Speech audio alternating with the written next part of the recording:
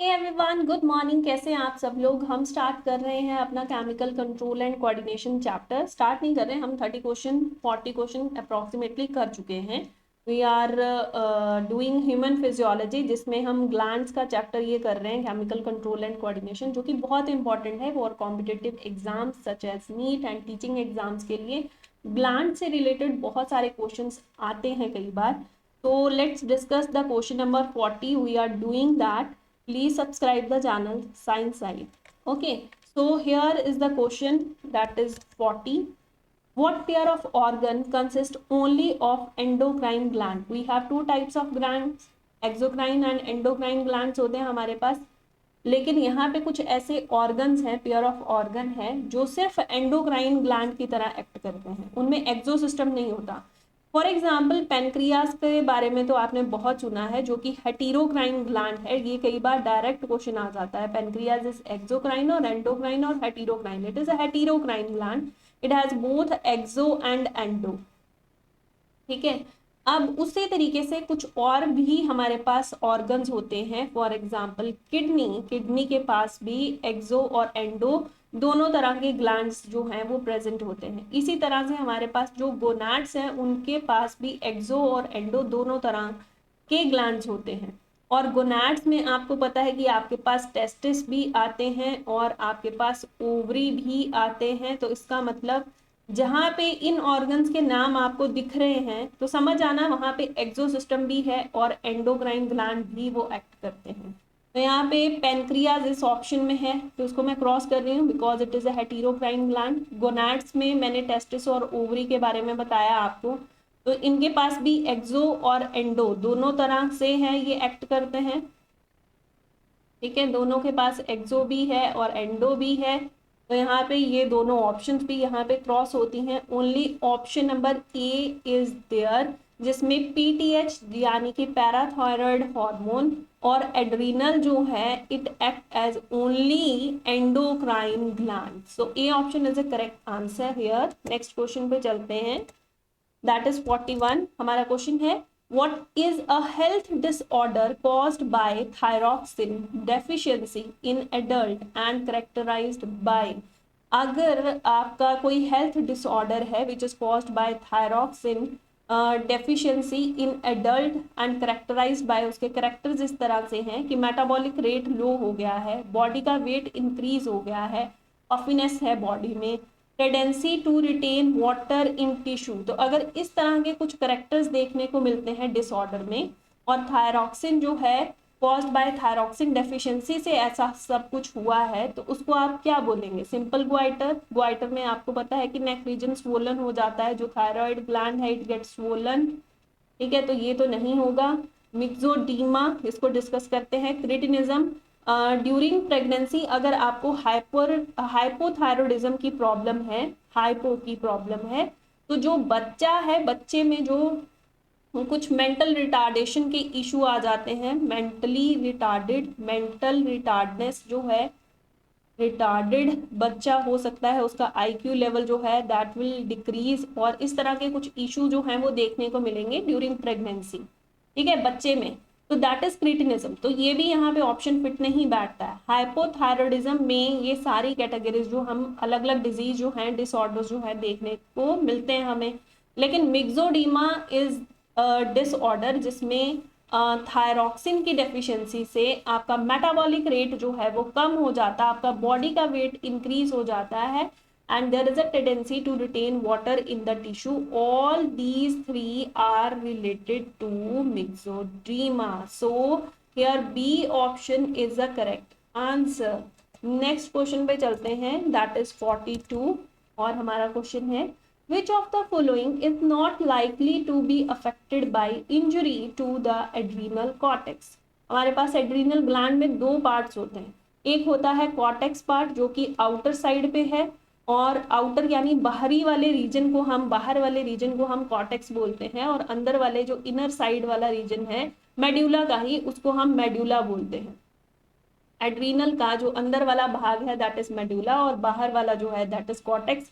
और कॉर्टेक्स तीन तरह के हार्मोन रिलीज करता है, एक है कॉर्टिसोल, और इसमें एग्जांपल्स बता रही हूँ मैं आपको डायरेक्ट। ठीक है, एक है cortisol, androgens and aldosterone. Aldosterone, ठीक है, ये तीन नाम इससे रिलेटेड है, कॉर्टेक्स से। और मेड्यूला से आपको याद रखना है एपिनेफ्रिन को, ठीक है, इसको याद रखा। और दूसरा कौन सा है, इसका ऑपोजिट, नॉर एपिनेफ्रिन, ठीक है, यहाँ पे। तो अब इन्होंने कहा है कि there is a injury in the adrenal cortex, तो इसका मतलब इंजरी हुई है तो इन तीनों को नुकसान होगा, लेकिन किसके ऊपर इफेक्ट नहीं होगा, not likely to be affected. तो जिसके ऊपर इफेक्ट नहीं होगा वो कौन होगा, ये दोनों होंगे। तो देखिए ऑप्शन में ऐसा कुछ लिखा है, बिल्कुल लिखा है, C option is a correct answer. यहाँ पे एड्रीनलिन लिखा है जो रिलेटेड है मेड्यूला वाले पार्ट से। तो अगर कॉर्टेक्स में इंजरी होती है तो कॉर्टिसोल, एंड्रोजन, एल्डोस्टेरॉन जैसे हॉर्मोन्स पे इफेक्ट पड़ेगा, इनके ऊपर इफेक्ट पड़ेगा, ठीक है। तो इसको कुछ नहीं होगा, it is not likely to be affected. So here option number C is the correct answer. Next question पे चलते हैं, दैट इज द 43 है हमारे पास। Which pair is incorrectly matched, कौन सा सही मैच नहीं करा है, incorrectly matched, glucagon, beta cell से रिलेटेड। डायरेक्ट जिसको ए ऑप्शन में आंसर दिख रहा है वो ए ऑप्शन को फटाफट से टिक करेगा, क्योंकि हमें पता है, मैंने कहा था आपको पुरानी वीडियो में बताया था कि जो अल्फा सेल्स होते हैं किसके, पैनक्रियास में, पैनक्रियास में we have a islet of Langerhans, ठीक है, ठीक है, in these we have alpha cells, we have beta cells, दो तरह के सेल्स है। Alpha cells is for the glucagon, glucagon and beta cells is for the insulin hormone. इतनी सी बात याद रखनी है, आपको पता होगा ग्लूकागोन अल्फा सेल्स जो हैं वो सिक्रीट करते हैं इसको, तो यहाँ पे तो बीटा सेल लिखा है। सो इनकरेक्ट ऑप्शन ढूंढनी थी, दैट इज ए ऑप्शन, यहाँ पे सही आंसर है। ग्लूकागोन का फंक्शन क्या होता है, ग्लूकोज को, ग्लूकोज का लेवल इंक्रीज करना, जब भी फास्टिंग वाली कंडीशन होती है बॉडी में तो ग्लूकोज का लेवल इंक्रीज करना। और इंसुलिन का काम होता है कि ग्लूकोज को फटाफट से क्या करना है, बैलेंस करके रखना है, यानी अगर कभी भी बढ़ रहा है ग्लूकोज इन द ब्लड तो उसको डिक्रीज करना, ठीक है, that is the work of the insulin, ठीक है, उसको मेंटेन, उसको रेगुलेट करने का काम करता है insulin, the level of glucose. Okay, so next question है हमारे पास, that is 44। We have question, if ovaries are removed from the pregnant woman in the 4th month of her pregnancy, what would happen, क्या होगा अगर 4th month of the pregnancy में हम ovaries को ही remove कर दे तो क्या होगा, जो डेवलपमेंट है एम्ब्रियो का वो एबनॉर्मल कंडीशन में होगा, या अबॉर्शन अकर कर जाएगा आफ्टर सम टाइम, या एम्ब्रियो जो है that develop normally till birth, या नन ऑफ दीज, या कुछ नहीं होगा। तो जब भी 4th मंथ की बात करते हैं तब तक क्या हो जाता है, आपको पता है आफ्टर फर्टिलाइजेशन, जैसे ही फर्टिलाइजेशन हुई तो हमारे पास जाइगोट बनता है, और जाइगोट में हमारे पास 2 सेल स्टेज होती है, उसके बाद डिवीजन होगी, 4 सेल स्टेज बनेगी, फिर डिवीजन होगी, हमारे पास 8 सेल स्टेज बनेगी, then we have a 16 cell stage. इस तरह से स्टेजेस पढ़ते हैं ना हम, उसी में हम लर्न रखते हैं कि there is a formation of a blastocyst. और जब ब्लास्टोसिस्ट बनता है तब हमने देखते हैं हम कि इस तरह से सेल्स जो हैं वो इस तरह से अरेंज होते हैं, है ना, हमने बहुत सारे सेल्स पढ़ लिए ना, आपकी इतनी सारी स्टेजेस बन गई, 8 सेल स्टेज। कुछ सेल्स यहाँ कॉर्नर में अपने आप को एक्यूमुलेट कर लेते हैं और बाकी जो है वो आसपास उसका घेरा बना लेते हैं, हम उस टर्म हम उसको बोलते हैं there is the formation of blastocyst, and the outer layer is known as a trophoblast. इस तरह से सेल्स की एक आउटर लेयर बन जाती है। अब ये ट्रोफोब्लास्ट जो है ना ये प्लेसेंटा की फॉर्मेशन करेगा, जैसे ये प्लेसेंटा फॉर्म होगा ना तो एक हार्मोन रिलीज होगा, उस हार्मोन का नाम है chorionic, chorionic gonadotropin, gonadotropic hormone. तो ये हार्मोन जो है ये क्या करेगा, it will help to persist, it will help to persist the corpus luteum and it will release the progesterone और प्रोजेस्टेरॉन क्या करता है फिर प्रेगनेंसी को मेंटेन करके रखता है। तो प्रेगनेंसी के ऊपर कोई इफेक्ट नहीं पड़ेगा, मतलब जो बच्चा है वो आराम से अपनी डेवलपमेंट कर रहा है। क्यों? क्योंकि उसकी डेवलपमेंट के लिए जो एस्ट्रोजन है, प्रोजेस्टेरॉन है, उनको रिलीज करने वाला कौन है? ये हार्मोन। ये हार्मोन कहाँ से आया? प्लेसेंटा से। प्लेसेंटा की फॉर्मेशन 4th मंथ तक हो चुकी होगी। कौन करेगा? ट्रोफोब्लास्ट के जो सेल्स की लेयर है ब्लास्टोसिस्ट के आसपास, वो प्लेसेंटा की फॉर्मेशन करेगी। प्लेसेंटा की फॉर्मेशन करने से हमारे पास एक हार्मोन रिलीज होगा, that is chorionic gonadotrophic hormone, जो परसिस्ट करेगा कॉर्पस ल्यूटियम को, and there is the formation of a progesterone which maintain the pregnancy. So after 4th month, यहाँ पे लिखा है in the 4th month of our pregnancy, तो 4th month के बाद उस बच्चे, उस एम्ब्रियो के ऊपर कोई इफेक्ट नहीं पड़ेगा, it will develop normally. So this is the story. तो यहाँ पे C option is a correct answer. आपको याद रखना है इस हार्मोन का नाम, कहाँ से हार्मोन फॉर्म हुआ, ये प्लेसेंटा से। प्लेसेंटा किसने डेवलप करा है, किसने फॉर्मेशन में हेल्प किया है? ट्रोफोब्लास्ट ने हेल्प किया है। तो ये सारी चीजें आपको याद रखनी है। ओके, नेक्स्ट क्वेश्चन पे चलते हैं, that is 45। During pregnancy, pregnancy के दौरान द कॉर्पस ल्यूटियम परसिस्ट अभी बताया मैंने, ठीक है। कौन हेल्प कर रहा था? ट्रोफोब्लास्ट ने फॉर्म किया था प्लेसेंटा को। प्लेसेंटा ने रिलीज किया कॉरियोनिक गोनाडोट्रोफिक हार्मोन को बिकॉज ऑफ द हार्मोन। तो अगेन उसी क्वेश्चन से लिंक्ड ये क्वेश्चन है और आंसर आपको पता चल गया होगा, that is chorionic gonadotrophic hormone which is released by the placenta. और प्लेसेंटा की फॉर्मेशन करने वाला कौन था? ट्रोफोब्लास्ट। और ट्रोफोब्लास्ट की ये जो लेयर थी ये कहाँ थी? ये ब्लास्टोसिस्ट जो बना है हमारा ब्लास्टोसिस्ट, उसमें हमने देखा कि there is a layer of a cell on the outer side, outer layer of the cells is known as a trophoblast. उसने फॉर्मेशन की प्लेसेंटा की। जैसे ही ये फॉर्म हुआ तो इसने हार्मोन रिलीज किया, chorionic gonadotrophic hormone, which help to persist the corpus luteum, ताकि वो हॉर्मोन्स को रिलीज कर सके। आगे आपको पता है एस्ट्रोजन और प्रोजेस्टेरॉन की बहुत जरूरत है प्रेगनेंसी को मेंटेन करने के लिए, तो उसके लिए हमारे पास here A option is a correct answer. Next question है हमारे पास, Which one of the following is a temporary endocrine gland? कुछ एंडोक्राइन तो परमानेंट हमने पढ़ ली है, हाइपोथैलेमस हमने पढ़ा, पिट्यूटरी हमने पढ़ा, हमने पीनियल के बारे में पढ़ा, ठीक है, हमने पेनक्रियास पढ़े, हमने थायराइड ग्लैंड पढ़ा, हमने थाइमस पढ़ा, हमने पैराथायराइड पढ़ा। तो कुछ तो परमानेंट हमने अच्छे तरीके से लर्न किए हैं, लेकिन एक टेम्परेरी है जो बॉडी में भी काम करता है। अभी थोड़ी देर पहले ही डिस्कस करा है लास्ट क्वेश्चन में, that is placenta is the temporary endocrine gland, जो कुछ हार्मोन को रिलीज कर रहा था। कौन सा था? Chorionic gonadotrophin hormone. और ये हार्मोन क्या करता है? प्रेगनेंसी को मेंटेन करने में हेल्प करता है। तो here C option is the correct answer. Next question पे चलते हैं, that is 47। What is the function of renin? तो एक्सक्रीशन चैप्टर में अपने रास सिस्टम पढ़ा है, जिन्होंने रास सिस्टम के बारे में पढ़ा है उनको पता होगा कि वी आर डिस्कसिंग कि रेनिन, एंजियोटेंसिन,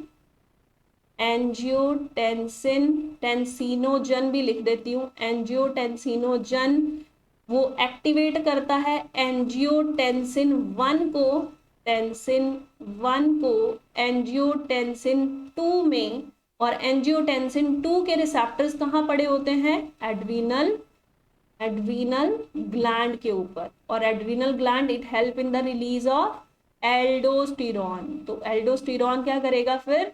वैसोकॉन्स्ट्रिक्टर का काम करेगा, ठीक है। जिनको ये सारा रा सिस्टम जिन्होंने पढ़ा है उनको मेरी बात समझ आ रही होगी। रेनिन को भी रिलीज कौन करते हैं? जेजी सेल्स, ठीक है, जक्स्टाग्लोमेरुलर सेल्स जो रिलीज करते हैं रेनिन को। रेनिन एक्ट करता है एंजियोटेंसिनोजन पे, और वो क्या करता है? इनएक्टिव फॉर्म में है, वो एक्टिवेट करता है एंजियोटेंसिनो 1 को 2 में, और वो एड्रिनल ग्लैंड के रिसेप्टर्स पे एक्ट करते हैं, एल्डोस्टेरॉन को रिलीज करते हैं। और फिर ये क्या करते हैं? ये वैसोकंस्ट्रिक्टर की तरह एक्ट करता है, कंस्ट्रिक्टर।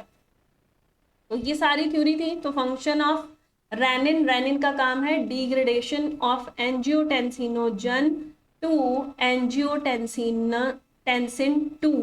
बीच में 1 का नाम नहीं लिखा है तो कंफ्यूज नहीं होना है, यहाँ पे C option is the correct answer. Okay, 47 का आंसर है आपका सी ऑप्शन। नेक्स्ट क्वेश्चन पे चलते हैं, that is 48। What organ function as modulator and effector respectively in the homeostatic regulation of blood sugar level? तो ब्लड शुगर लेवल को maintain करने के लिए हमारी बॉडी में क्या होता है भाई? इंसुलिन। कौन रिलीज करता है? पैनक्रियाज। पैनक्रियाज के पास क्या होते हैं? Islet of Langerhans. तो ये सारी स्टोरी इससे रिलेटेड थी। आइलेट ऑफ लैंगरहैंस में भी इंसुलिन रिलीज करने के लिए हमारे पास क्या होते हैं? बीटा सेल्स होते हैं। तो all this information is regarding the sugar level को कंट्रोल करने वाला इंसुलिन है। इसका मतलब इफेक्टर कौन हुआ? पैनक्रियाज। मॉड्यूलेटर जो कि सिग्नल प्रोवाइड करता है, तो हमारे पास हाइपोथैलेमस है जो सिग्नल प्रोवाइड करने का यानी मॉड्यूलेटर का काम करता है, और आइलेट ऑफ लैंगरहैंस है जो पैनक्रियाज में प्रेजेंट है, जो कि इफेक्टर की तरह काम करेंगे और इंसुलिन के सिक्रीशन करेंगे। तो यहाँ पे आपका option number C is the correct answer. Next question है हमारे पास, what endocrine gland function as biological clock and neurosecretory transducer की तरह काम करता है? तो हमारे ब्रेन में एक बायोलॉजिकल क्लॉक है जो हमारी स्लीप एंड वेक साइकिल को मेंटेन करके रखती है, जिसकी वजह से हम कौन सा रिदम है ये? That is diurnal rhythm. इस रिदम को मेंटेन करते हैं अपनी बॉडी में। तो that is related to the pineal gland because it release melatonin in the body that maintain the sleep and wake cycle. So answer is the pineal gland, that is C option. So it is a biological clock, है ना? Biological clock in our brain. Next question है हमारे पास, before releasing its secretion into the blood stream, endocrine gland की बात हो रही है, मतलब किसी, which of the following endocrine gland store its secretion in extra cellular space? लेकिन वो स्टोरेज कर रहा है उस मटेरियल की, कहाँ पे कर रहा है? एक्स्ट्रा सेलुलर स्पेस में थोड़ी देर के लिए उसको स्टोर करेगा, फिर उसके बाद ब्लड में सिक्रीशन करेगा। डायरेक्ट आंसर बता रही हूँ, this is thyroid gland that led its secretion. पहले क्या करेगा? इसको स्टोर करके रखेगा एक्स्ट्रा सेलुलर स्पेस में, then do its secretion in the blood. Okay, so D option here is the correct answer. Next question है हमारे पास, that is 51। The hormone that regulate calcium and phosphorus metabolism is secreted from। Calcium को maintain करने के लिए हमारी body में क्या होता था? Parathyroid hormone. ये क्या करता था? हाइपर कैल्सिमिक कंडीशन करता है बॉडी में मेंटेन, यानी कैल्शियम का ब्लड में जो है वो कैल्शियम का लेवल क्या करता है? इंक्रीज करता है। लेकिन इसके ऑपोजिट में भी तो थायराइड ग्लैंड कुछ रिलीज करता है, तो थायराइड ग्लैंड टीसीटी को रिलीज करता है, यानी थायरोकैल्सिटोनिन को रिलीज करता है, ताकि वो बढ़ते हुए इस कैल्शियम के लेवल को कम कर सके। ब्लड में इसका काम है जो कैल्शियम का लेवल है Ca2 पॉजिटिव का, उसको डिक्रीज करना। तो ये दोनों साथ साथ में काम करते हैं दोनों, ठीक है? एक ज्यादा कर रहा है तो कहीं ज्यादा बहुत ज्यादा ना हो जाए, कम करने का काम थायराइड करता है। तो दोनों ही कैल्शियम के मेटाबॉलिज्म में, फॉस्फोरस के मेटाबॉलिज्म में हेल्प करते हैं। So all these, B option is a correct answer. Next question है हमारे पास, सेल डिवीजन, प्रोटीन की synthesis and bone growth all are. अब सेल की डिवीजन हो रही है, इसका मतलब सेल ग्रो ही तो हो रहा है, ग्रोथ हो रही है ना। अब हमारे बॉडी में एक सेल, अब जब फर्टिलाइजेशन होती है तो जाइगोट होता है, जाइगोट से मैंने कहा था 2 सेल स्टेज से 4 सेल स्टेज बनती है, देन 8 सेल स्टेज बनती है, 16। तो सेल डिवीजन मतलब सेल की ग्रोथ हो रही है। प्रोटीन की सिंथेसिस मतलब कोई चीज बन रही है, क्यों बन रही है? अपनी ग्रोथ के लिए बन रही है। और बोन की ग्रोथ, तो all these statements are related to growth word. तो ग्रोथ के लिए हमें क्या चाहिए? Growth hormone. और ग्रोथ हार्मोन कौन सा है?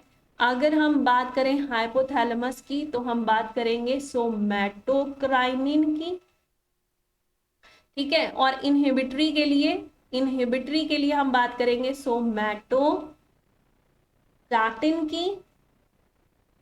और अगर पिट्यूटरी की बात करें तो पिट्यूटरी में हम बात करेंगे सोमैटोट्रॉफिक हार्मोन की। तो यहाँ पे ग्रोथ हार्मोन, सोमैटोट्रॉफिक हार्मोन, यहाँ पे प्रॉपर नेम चलेगा सेल की डिवीजन के लिए, प्रोटीन सिंथेसिस के लिए, बोन की ग्रोथ के लिए, यानी ए option is the correct answer. Okay, तो नेक्स्ट क्वेश्चन पे चलते हैं, that is 53। The activity of what is stimulated by secretin. जिन्होंने गैस्ट्रिक सेल्स के बारे में पढ़ा है या डिओडिनम से रिलीज होने वाले जो हॉर्मोन्स के बारे में पढ़ा है, उन्होंने नाम सुना होगा सिक्रीटिन का, और सीसीके का भी सुना होगा, ठीक है। सिक्रीटिन किस पे एक्ट करता है बच्चे? पैनक्रियास पे। और पैनक्रियास पे एक्ट करके ये क्या करता है? बाइकार्बोनेट का रिलीज, वाटर का रिलीज ये करवाता है secretin hormone. Okay, secretin hormone. So यहाँ पे what is stimulated by the secretin? Pancreas is the answer for the release of bicarbonates. Bicarbonates के रिलीज के लिए। और सिक्रीटिन, और ये सेल्स हैं कहाँ पे? These cells are present in, अगर सिक्रीटिन का नाम आता है या सीसीके का नाम आता है या के सेल्स का नाम आता है, so all these are present in the small intestine, ठीक है, डिओडिनम में। So next we have a question, What are polycytokinin and secretin? अभी मैं CCK की बात कर रही थी, फुल फॉर्म मैंने नहीं बताई, that is polycytokinin and secretin already बता चुकी हूँ। ये दोनों बच्चे हॉर्मोन्स हैं, अभी बताया मैंने। और ये हॉर्मोन्स से रिलेटेड जो सेल्स हैं वो कहाँ प्रेजेंट है? डिओडिनम में प्रेजेंट है, ठीक है, वहां प्रेजेंट है।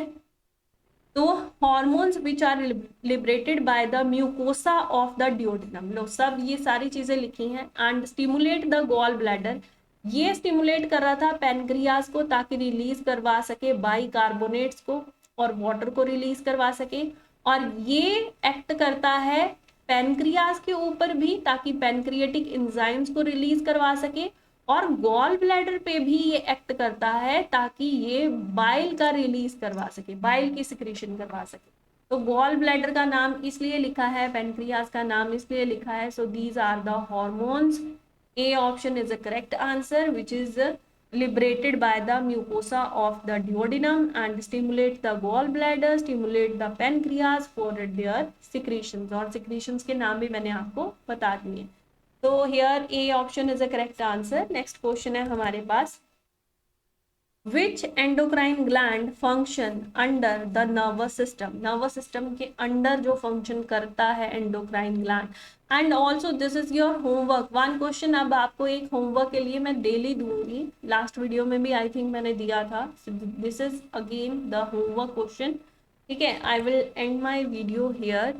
please share the video with your friends and like the video and subscribe the channel Science Side। thank you बच्चे, please subscribe the channel।